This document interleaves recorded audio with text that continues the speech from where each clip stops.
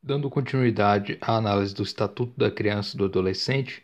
passando a analisar o título 2 dos Direitos Fundamentais, capítulo 1 do Direito à Vida e à Saúde, passamos a analisar agora o artigo 13. Primeiramente, uma rápida leitura do artigo e depois a nossa análise ponto a ponto do artigo 13.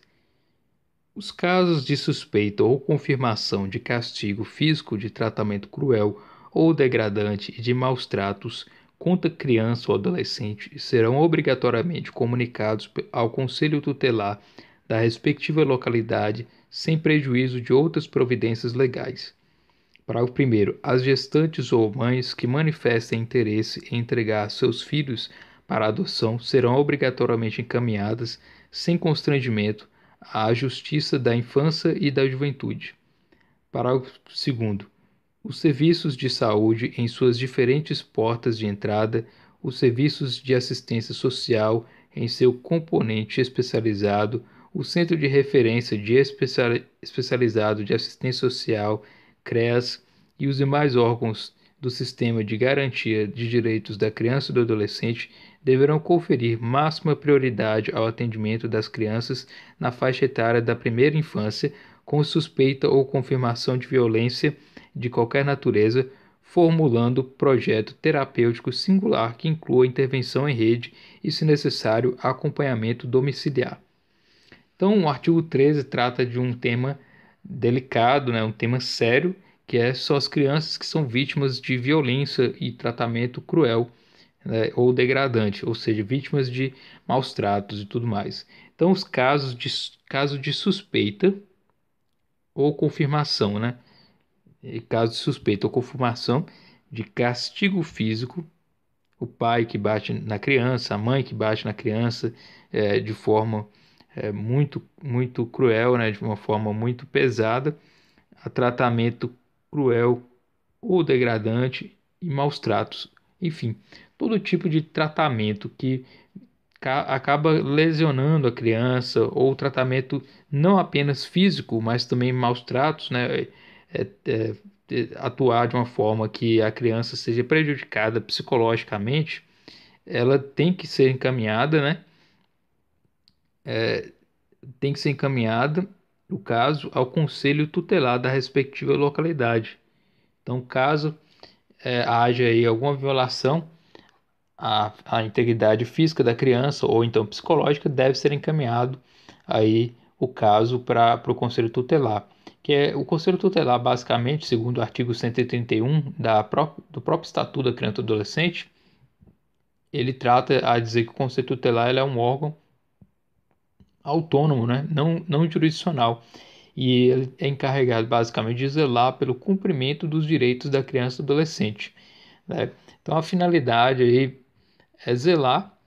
que os direitos da criança e do adolescente sejam observados, Tentar garantir que eles sejam observados tanto pela família como pela comunidade, a sociedade e em relação ao poder público também. Então, o Conselho Tutelar exerce esse papel importante aí de garantir e proteger as crianças e o adolescente também,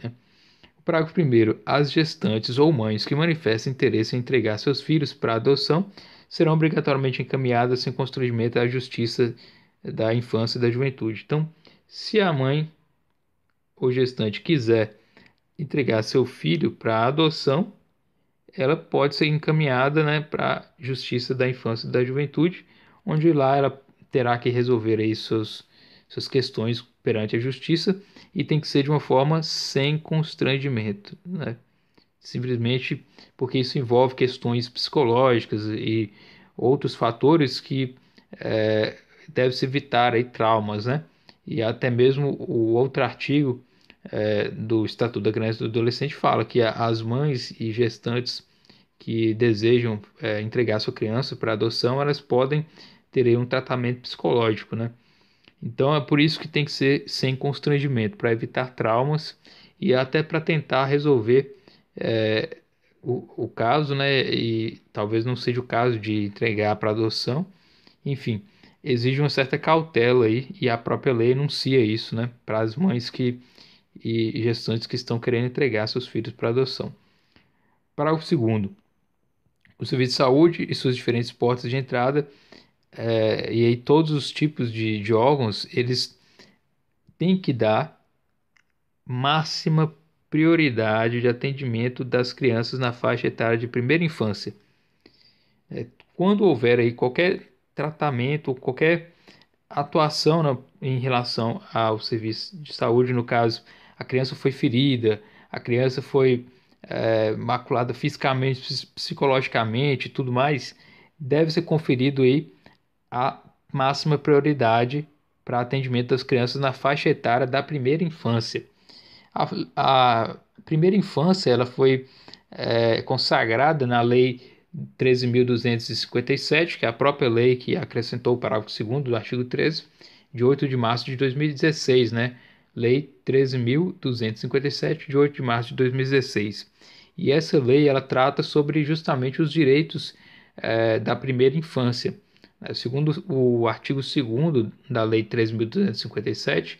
diz o conceito de primeira infância, que primeira infância é o período que abrange os 6 primeiros anos completos daquela criança, ou então considerado 72 meses de vida da criança. Então, a criança de 0 até 6 anos, ela tem que ter um atendimento prioritário em casos aí, de que ela for vítima, né, de castigo físico, de ou casos de tratamento cruel, degradante, de maus tratos e tudo mais. A criança de 0 até 6 tem que ter um tratamento prioritário em face das outras crianças que estão um pouco mais velhas, mas o atendimento ainda permanece prioritário para as crianças em geral, né? E